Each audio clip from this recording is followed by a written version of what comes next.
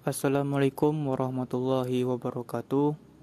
Perkenalkan, nama saya Muhammad Farhan dengan NIM 21331033, berasal dari Prodi Teknologi Penginderaan Jauh.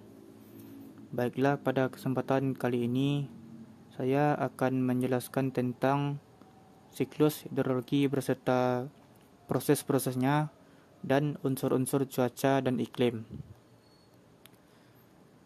Siklus hidrologi yaitu proses air yang berasal dari atmosfer ke bumi. Lalu, air tersebut akan kembali lagi ke atmosfer dan demikian siklus ini terus berjalan seterusnya. Siklus air sendiri merupakan salah satu siklus biogeokimia yang terjadi di bumi dengan tujuan mempertahankan jumlah dan ketersediaan air. Berikut yaitu tahapan proses siklus hidrologi. Proses siklus hidrologi sendiri yaitu saat di mana seluruh air yang ada di permukaan bumi akan menguap. Seluruh air yang menguap ke atmosfer atau ke angkasa ini kemudian berubah menjadi awan di langit. Setelahnya, air yang telah berubah menjadi awan akan berubah lagi ke dalam bentuk yang lain, yaitu bintik air.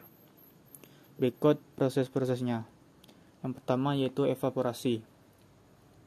Evaporasi merupakan tahap pertama yang terjadi pada sebuah siklus hidrologi, di mana pada tahap ini terjadi penguapan pada air yang berada di sungai dan lainnya.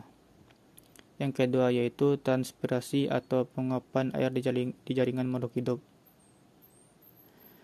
Transpirasi merupakan proses penguapan, meski penguapan yang terjadi tidak hanya pada air yang tertampung dalam air. Yang ketiga yaitu evapotranspirasi. Evapotranspirasi sebagai suatu proses penggabungan tahap transpirasi serta tahap evaporasi, sehingga kemudian pada tahap ini air yang menguap kemudian akan lebih banyak lagi. Yang keempat yaitu sublimasi. Selain ketiga proses di atas, terdapat pula proses penguapan lainnya yaitu sublimasi.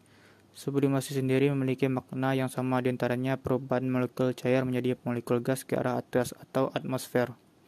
Namun penguapan yang terjadi ialah perubahan es yang ada di gunung dan kutub utara sehingga tidak melewati proses cair. Yang kelima yaitu kondensasi. Setelah melalui 4 tahap sebelumnya, tahap berikut adalah tahap kondensasi, di mana pada tahap ini air yang telah menguap kemudian berubah menjadi partikel es. Yang keenam yaitu adveksi. Adveksi merupakan suatu tahap yang tidak terjadi siklus hidrologi pendek di dalamnya dan hanya berada pada siklus hidrologi panjang. Yang ketujuh yaitu presipitasi. Proses yang ketujuh merupakan presipitasi sebagai tahap mencairnya awan karena tidak mampu menahan suhu yang kian lama kian meningkat. Pada tahap ini sendiri kemudian akan terjadi salah satu gejala alam yang dinamakan dengan hujan atau jatuhnya butiran air ke permukaan bumi. Yang kedelapan yaitu runoff. Tahap runoff memiliki nama lain yaitu limpasan, di mana pada tahap ini air hujan kemudian akan bergerak. Yang kesembilan yaitu infiltrasi. Infiltrasi menjadi tahap terakhir dalam siklus hidrologi. Tahap ini merupakan tahap di mana air hujan kemudian berubah menjadi air tanah. Yang kesepuluh yaitu konduksi. Konduksi sebagai pemanasan dengan cara bersinggungan atau kontak langsung dengan suatu objek. Pemanasan sendiri terjadi karena molekul udara kemudian berada di dekat permukaan bumi bersinggungan dengan bumi yang menerima panas langsung dari matahari, hingga molekul yang telah panas ini kemudian bersinggungan dengan molekul udara yang belum panas. Berikutnya yaitu unsur-unsur iklim dan cuaca beserta prosesnya.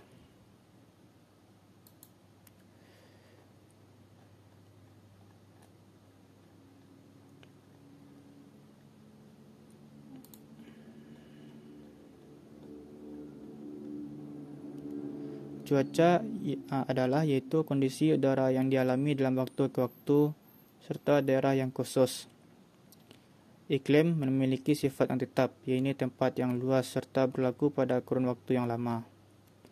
Berikut yaitu unsur-unsur cuaca dan iklim. Yang pertama yaitu sinar matahari. Bumi beredar dengan mengelilingi matahari dalam lintasan elips yang dikenal dengan garis edar.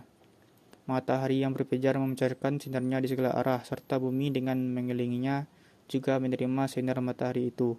Proses penyinaran matahari di bumi dikenal dengan insolasi. Yang kedua yaitu suhu atau temperatur. Terdapat perbedaan tingkat pemanasan matahari yang ada di permukaan bumi, akan mengakibatkan sebuah kawasan mempunyai perbedaan suhu bersama dengan kawasan lainnya. Sebagian dari panas yang telah sampai di permukaan bumi diserap serta sebagiannya lagi akan dipantulkan. Yang ketiga yaitu kelembapan udara. Pemanasan yang dialami dalam permukaan bumi mengakibatkan air-air yang terdapat di permukaan bumi, baik daratan ataupun lautan akan menguap dan juga termuat di dalam udara. Kandungan uap yang terdapat di dalam udara bernama kelembapan udara. Tekanan udara. Yang keempat yaitu tekanan udara ialah sebuah gaya yang muncul sebab adanya berat dari lapisan udara. Udara adalah kumpulan dari gas yang masing-masingnya mempunyai massa serta menempati ruang. Sebab massa yang dipunyai inilah maka udara juga mempunyai tekanan. Yang kelima yaitu angin. Seperti yang sudah kita ketahui bahwa tekanan udara pada setiap kawasan di bumi ini sebenarnya tidak sama. Sebab terdapat perbedaan tekanan udara pada dua kawasan yang berbeda. Sehingga udara yang ada di bagian kawasan itu akan bergerak menuju kawasan yang lain. Yang keenam yaitu curah hujan. Hujan ialah sebuah proses jatuhnya dari air H2O yang dari udara menuju permukaan bumi. Air yang jatuh bisa bentuknya cair atau padat. Hujan ini terjadi sebab menguapnya air menjadi akibat dari pemanasan oleh sinar matahari. Yang ketujuh yaitu awan. Awan ialah kumpulan besar pada sebuah titik air maupun kristal es halus pada atmosfer. Di waktu musim kemarau akan sedikit sekali kita bertemu dengan awan di udara sebab penguapan yang telah dialami ini sedikit. Namun, di musim hujan bisa kita temukan banyak awan di berbagai bentuk serta varian. Baiklah, sekian dari penjelasan saya mengenai siklus hidrologi dan unsur-unsur iklim dan cuaca. Apabila ada kesalahan dalam penyampaian dan susunan kata, mohon dimaklumi dan dimaafkan. Sekian dari saya, terima kasih. Assalamualaikum warahmatullahi wabarakatuh.